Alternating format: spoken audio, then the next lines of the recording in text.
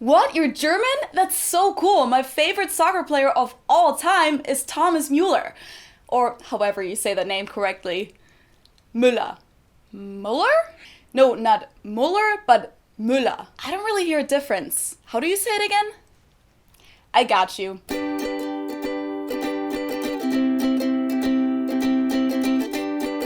Hello, servus, and welcome back to my YouTube channel. My name is Felicia. I'm originally from Munich, Germany, which is where I am right now, but I've been living in Cincinnati, Ohio on and off since 2016. In my video about how to pronounce German celebrity names, I asked you guys if you'd want a separate video about how to pronounce the German umlauts, the vowels with the two dots on top, and a lot of you guys wanted me to do that.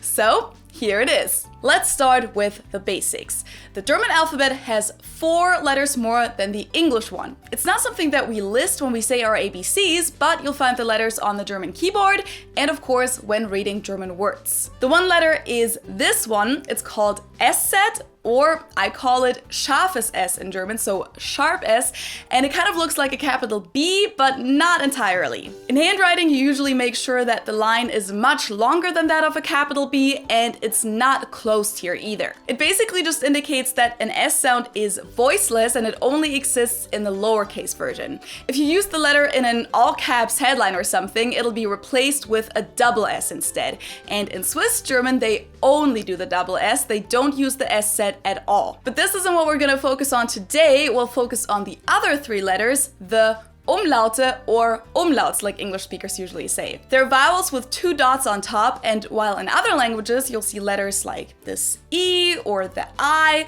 or the ones with the lines on top, in German we only have these 3 umlauts. Ä, Ö, and Ü. Let's start with the umlaut A letter, or also called Ä in German, just like the sound it makes. Ä. Now this one is probably the easiest out of the 3 ones, especially if you already speak English. Generally, the umlauts are based on their underlying vowels, but have a slightly different pronunciation. So the vowel A is pronounced A in German, and to change it to the umlaut, you basically just open up your mouth a little more. So A becomes Ä. A, Ä. It's almost like the sound of a sheep, at least the German sound, because in German a sheep makes meh, which I find much more fitting than the English ba, meh. And it's pretty similar to the sound you make when saying English words like math, apple, or brag. Eh.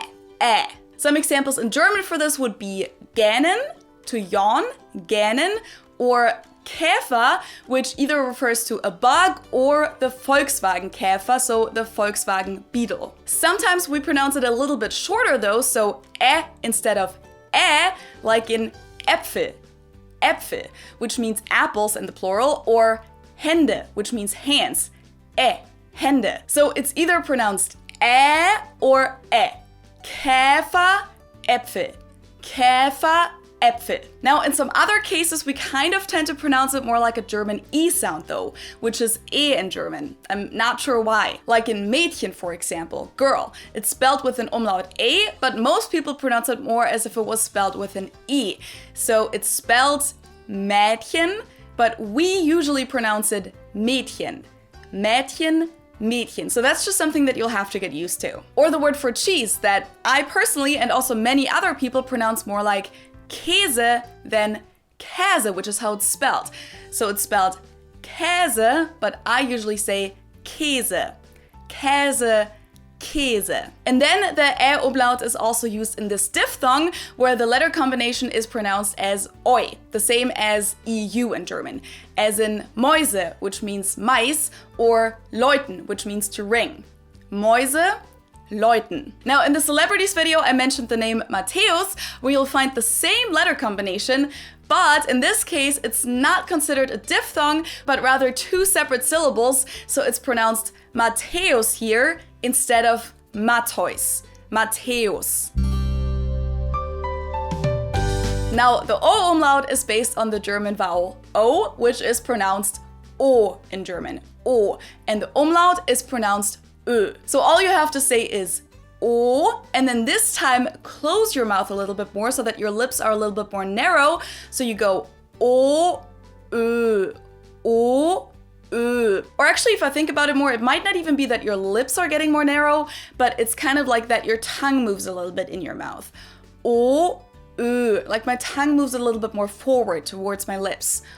O, Ö. We use this in words like Österreich, Österreich, which means Austria, or Öl, which means oil, or schön, beautiful. If you spelled that without the dots, it'd be schon, which means already in German, while schön with the umlaut means beautiful. Now again, you can pronounce this umlaut either long or short, and when we pronounce it short, it sounds like and you'll hear it in words like öffnen, to open, öffnen, or können, can. Overall, the Ö umlaut is kind of similar to the sound that you make when saying words like flirt in English. Flirt, flirt, You kind of have to overdo it a little bit. Or when you say Germany, especially when you say it with a strong German accent. So usually you probably say Germany, which again, you can kind of hear Germany. But if you say it with a German accent, you might say it like Germany. Germany. Kind of like that. Or maybe another example would be burn. If I say it with a German accent. That's the sound.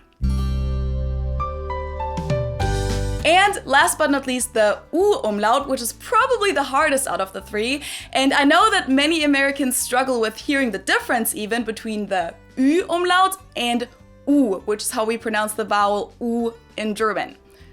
U, Ü, U, Ü. So the U vowel is pronounced like the U sound in hoop or cool, and then the umlaut is pronounced Ü. U versus Ü. I'll try to show you the difference with an example. This car service is pronounced Uber, right? Or Uber in German. No umlaut. Now, if you added the two dots, it becomes the German word for over or above and is pronounced über. Über. Uber versus über. Uber, über. You can try to make the sound by saying U, and then again, I kind of feel like I make my mouth a little bit more narrow, and U becomes Ü.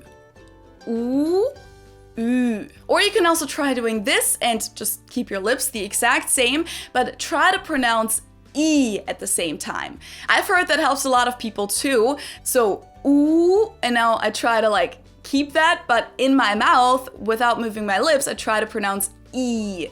So U, Ü, U, Ü.